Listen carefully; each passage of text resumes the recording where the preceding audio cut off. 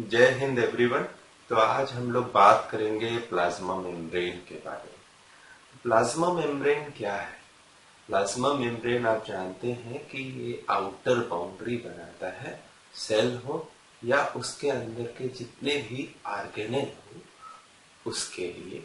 क्यों? क्योंकि ये डिफरेंट फंक्शंस प्रोवाइड करते हैं और प्लाज्मा मेम्ब्रेन सेल को एक आइडेंटिटी प्रोवाइड करता है। और इसकी क्या क्या प्रॉपर्टी है?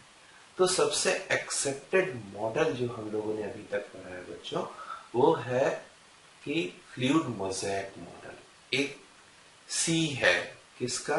लिपिड्स का, जिसमें जो है प्रोटीन्स आइसबर्ग की तरह।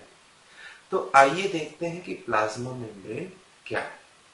तो प्लाज्मा मेम्ब्रेन को जब हम देखते हैं तो प्लाज्मा मेम्ब्रेन के अंदर सर्टेन प्रॉपर्टीज है ना। वो प्रॉपर्टीज क्या है? प्रॉपर्टीज है कि प्लाज्मा मेम्ब्रेन जो है डायनेमिक है। डायनेमिक है तो मतलब वो उसका स्ट्रक्चर जो है वो चेंज हो सकता है। ठीक है। दूसरी चीज है कि वो सेलेक्टिवली परमिएबल है, सारे मॉलिक्यूल्स को अलाउ नहीं करेगा। ठीक है। जैसे हम एक क्लास में बैठे हैं, बहुत सारे बच्चे अलग अलग क्लास के अगर आने लगेंगे और अलग अलग तरह की एक्टिविटीज क्लास में करने लगेंगे, तो क्या ये जियोलॉजी क्लास चल पाएगा? नहीं चल पाएगा। तो उसको ये करने के लिए कि वो एक ऑर्डर्ड सिचुएशन में चले, या जो भी ऑर्गेनेल है या सेल है वो अपना फंक्शन आसानी से कर सके, उसके अंदर जो भी एक्टिविटी हो रही है, तो उसके लिए जरूरी है कि वो एक प्लाज्मा मेम्ब्रेन के द्वारा इनक्लोज्ड हो। ठीक है। तो अब बात करते हैं कि प्लाज्मा मेम्ब्रेन किन चीजों से बनी है। तो दो चीजों से मेनली बनी, एक है लिपिड और दूसरा है प्रोटीन।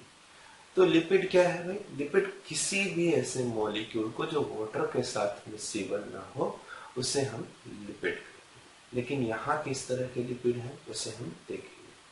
अच्छा, दूसरी चीज देखिए है बच्चों की प्रोटीन्स। प्रोटीन क्या है? अमीनो एसिड्स की रेजिड्यू से बनी हुई श्रृंखला है और वो फोल्ड होकर अलग अलग तरह के स्ट्रक्चर बनाती है। आगे हम ये भी देखेंगे कि ये प्रोटीन्स किस तरह से उसके फंक्शन में कंट्रीब्यूट करता है प्लाज्मा मेम्ब्रेन। ठीक है। अच्छा, अब देखिए यहाँ पे जैसे ये दिखाया गया है कि प्लाज्मा मेम्ब्रेन जो है वो सेल की भी आउटर बाउंड्री बनाती है। ये सेल है तो इसकी आउटर बाउंड्री को बना रहा है। अच्छा, उसके अलावे ये अलग अलग ऑर्गेनेल की भी बाउंड्री को बना रहा है। और इसके स्ट्रक्चर को आप जब देखेंगे तो ये कुछ इस तरह का दिखता है, 3 डायमेंशनलिटी। ये आउटर लिपिड लेयर है और ये इनर लिपिड लेयर है, और उसके जगह पे ये प्रोटीन्स है। ये क्या है भाई? प्रोटीन्स है। तो अगर इसको हम 2 डायमेंशनल स्ट्रक्चर इसका देखें तो कुछ इस तरह का दिखता है। तो इस 2 डायमेंशनल स्ट्रक्चर को ही लेके हम बार बार डिस्कशन करेंगे। और इसमें ये आउटर लेयर है, ये इनर लेयर है। ठीक है। जैसे एक प्लाज्मा मेम्ब्रेन हमारे पास एक सेल है, तो उसको अगर हम छोटा सा पोर्शन ये कट कर ले ऐसा, ठीक है, तो वो कैसा दिखाई देगा 2 डायमेंशनल में? इनर लिपिड लेयर ये वाली, और ये आउटर लिपिड लेयर, और ये उसके अंदर प्रोटीन आइसबर्ग की तरह जो कि ट्रांसमेम्ब्रेन दिखाया गया है। ठीक है। तो आइए देखते हैं सबसे पहले बच्चों कि लिपिड जो है वो कैसा है और कितने तरह का है और उसके स्ट्रक्चर क्या है। ठीक है। तो देखिए यहाँ पे आप देख रहे हैं कि लिपिड्स जो है प्लाज्मा मेम्ब्रेन में हमारे पास 3 तरह के लिपिड हैं। यहाँ देखिए, फर्स्ट है फॉस्फोग्लिसरोलिपिड, दूसरा है स्फिंगोलिपिड्स, और तीसरा है स्टेरॉइड्स। ठीक है भाई, ये सबको क्लियर है कि 3 तरह के लिपिड होते हैं। अब लिपिड सबका नेचर थोड़ा बहुत अलग है, लेकिन एक सभी का हम कहें कि एक नेचर कैसा है जो सेल मेम्ब्रेन में लिपिड्स पाए जाते हैं, तो उसको हम लोग यहाँ पढ़ेंगे एक उदाहरण की सहायता से। उसके बाद हम देखेंगे कि जो कौन सा लिपिड्स है जो सबसे ज्यादा सेल मेम्ब्रेन में है, और उसके बाद ये देखेंगे कि सेल मेम्ब्रेन में जो सबसे ज्यादा लिपिड है उसमें से एक उदाहरण लेके हम देखेंगे कि लिपिड का नेचर कैसा है। ठीक है। तो यहाँ पे देखिए, सबसे पहले देखिए है फॉस्फोग्लिसराइड्स। फॉस्फोग्लिसराइड्स, तो फॉस्फोग्लिसराइड्स वो होते हैं जिसमें कि ग्लिसरॉल के बैकबोन के ऊपर बहुत सारी चीजें जुड़ी होती हैं इंक्लूडिंग फॉस्फेट। ठीक है। अच्छा, स्फिंगोलिपिड ये भी एक तरह का लिपिड है। वो कैसा है उधर देखेंगे, स्टेरॉल्स। लेकिन हमें यहाँ क्या समझना है, एक लिपिड का स्ट्रक्चर समझ लेना है, ठीक है, जिससे हमको उसका नेचर पता चल जाए। नेचर पता चल जाएगा तो हम उसको देखेंगे कि प्लाज्मा मेम्ब्रेन में किस तरह से कंट्रीब्यूट कर सकते हैं। देखिए यहाँ पे दिखाया गया है एक लिपिड जो कि ग्लिसरोफॉस्फोलिपिड है, उसका उदाहरण है। ये एग्जाम्पल जो है जो आपको दिखाया गया है वो है ग्लिसरोफॉस्फोलिपिड का, है ना। वो है फॉस्फोटिडिल कोलीन। देखिए फॉस्फोटिडिल कोलीन, ये उदाहरण किसका है भाई, फॉस्फोग्लिसरोलिपिड का। और हम जानते हैं कि सबसे ज्यादा किसी सेल मेम्ब्रेन में अगर कोई लिपिड प्रेजेंट है इन तीनों में से, तो वो कौन सा है, फॉस्फोग्लिसरोलिपिड। ठीक है। तो देखिए इसका स्ट्रक्चर कैसे है, तो यहाँ पे आपके पास है ग्लिसरॉल और उसके बाद है फॉस्फेट उसमें, और उसमें क्या है भाई, कोलीन, है ना, कोलीन। और उसके बाद दो फैटी एसिड चेन्स है। ठीक है, दो फैटी एसिड चेन्स है। और उसके बाद देखिए अगर ये तीन चारों जो स्ट्रक्चर है ये आपस में जुड़ गए, कैसे जुड़ गए भाई, ये क्या है, ग्लिसरॉल का बैकबोन है।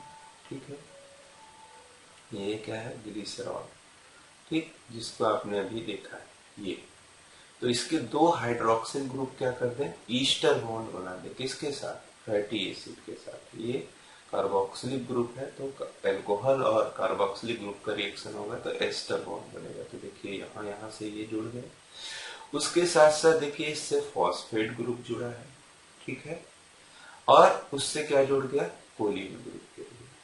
तो ये एक फॉस्फोग्लिसरोलिपिड है, जो उसका उदाहरण क्या है, फॉस्फोटिडिल कोलीन। अब यहाँ बहुत महत्वपूर्ण है देखिए कि ये जो स्ट्रक्चर है ये यहाँ से लेके पूरा स्ट्रक्चर, है ना, ये स्ट्रक्चर जो है बच्चों, ये यहाँ से लेके ये स्ट्रक्चर पूरा, ये स्ट्रक्चर जो है ये क्या है, हाइड्रोफिलिक है। ये स्ट्रक्चर हाइड्रोफिलिक है। और उसके बाद ये नीचे वाला जो पोर्शन है फैटी एसिड चेन, वो क्या है, हाइड्रोफोबिक है। अब ये हाइड्रोफिलिक और हाइड्रोफोबिक का क्या मतलब है, हाइड्रोफिलिक का यहाँ से मतलब है कि वो वाटर के साथ मिक्सिबल नहीं है या वाटर हीटिंग कर, ठीक है ना, वाटर के साथ मिक्स नहीं होगा, जहां पे भी वाटर रहेगा उससे वो दूसरी तरफ चलेगा। ठीक है। अच्छा, दूसरी चीज क्या है, हाइड्रोफिलिक है। हाइड्रोफिलिक का मतलब क्या है, वाटर लविंग, वो वाटर के साथ इंटरेक्ट करना चाहेगा, वाटर के साथ रहना चाहेगा। तो अब आप क्या देख रहे हैं कि इस फॉस्फोटिडिल कोलीन जो कि उदाहरण है फॉस्फोग्लिसराइड्स का, उसमें क्या है, दो चीजें, एक है बच्चों कि वो हाइड्रोफोबिक है और दूसरा हाइड्रोफिलिक, दोनों नेचर इसमें प्रेजेंट है कि नहीं। देखिए यहाँ पे अगर हम एक कार्टून स्ट्रक्चर बनाए और इसके हाइड्रोफिलिक रीजन जो ये हेड रीजन है इसको एक मान ले, ठीक है, और इसका जो ये दूसरा पोर्शन है ना, हाइड्रोफोबिक रीजन, दो रीजन हो गए, तो इसको कुल मिला के कहते हैं एम्फीफिलिक।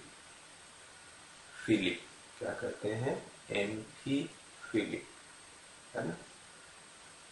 दोनों जिसके अंदर नेचर हो, वाटर के साथ भी मिक्सिबल वाला सेगमेंट है और हाइड्रोफोबिक सेगमेंट्स भी है, तो उसको बोलते हैं एम्फीफिलिक या एम्फीपैथिक भी बोलते हैं, एम्फीपैथिक भी बोलते हैं। ठीक है भाई। अच्छा, ये तो हो गया स्ट्रक्चर। अब जब भी हम स्ट्रक्चर बनाएंगे तो इस तरह से कार्टून स्ट्रक्चर इसका यूज करेंगे कि जो एम्फीपैथिक नेचर है उसको भी वो दिखाएगा और उसको जनरल डिस्कशन में भी यूज करेंगे। तो आइए अब देखते हैं कि और कितने तरह के फॉस्फोग्लिसराइड्स होते हैं, है ना। तो फॉस्फोग्लिसराइड्स देखिए कितने तरह के होते हैं।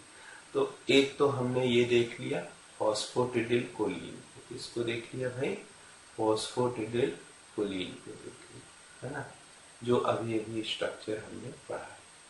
उसके साथ साथ देखिए यहाँ पे देखिए, तो ये तो स्ट्रक्चर वही है जो अभी हमने पढ़ा है, जिसे हम फॉस्फोटिडिल कोलीन कहते हैं।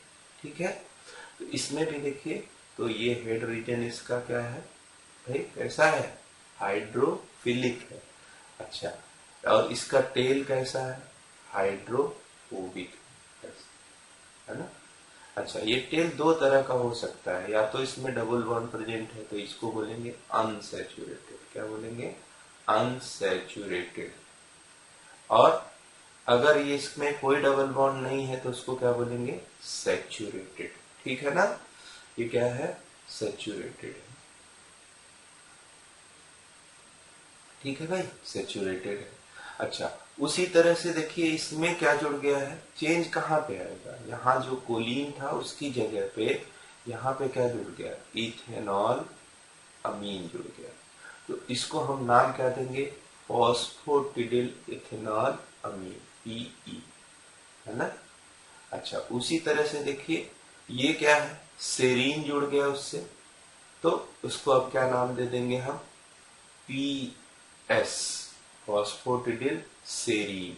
उसी तरह से यहाँ इनोसिटाल जुड़ गया तो इसको क्या नाम दे देंगे, फॉस्फोटिडिल इनोसिटाल। तो आप देख रहे हैं कि ये चार तरह के फॉस्फोग्लिसराइड्स, ठीक है ना, ये याद रखिएगा, ये अक्सर पूछा जाता है। ठीक है, लेकिन सबका नेचर वही है, एम्फीफिलिक। अच्छा, आगे देखिए, आगे आप देखेंगे तो हमने पढ़ना है यहाँ स्फिंगोमाइलिन, स्फिंगोसिन। तो स्फिंगोसिन को अगर आप देखेंगे, ये देखिए स्फिंगोसिन है यहाँ पे, तो स्फिंगोसिन का भी और स्फिंगोमाइलिन का भी नेचर सेम है, जो कि आपने फॉस्फोग्लिसराइड्स का पढ़ा है। ठीक है ना, वही आपका एम्फीफिलिक नेचर है। उसी तरह से देखिए, जो तीसरा तरह का लिपिड हमारे सेल को, मेम्ब्रेन को कॉन्ट्रीब्यूट करता है, वो है कोलेस्टेरॉल। तो कोलेस्टेरॉल भी जो है, वो भी, उसका भी नेचर वही है। ये पोर्शन इसका क्या है, हाइड्रोफिलिक है, और ये पूरा पोर्शन क्या है, हाइड्रोफोबिक। ठीक है ना, तो वो भी क्या है, एम्फीफिलिक। अच्छा, अब यहां तक तो हमने ये देख लिया कि लिपिड का स्ट्रक्चर कैसा होता है।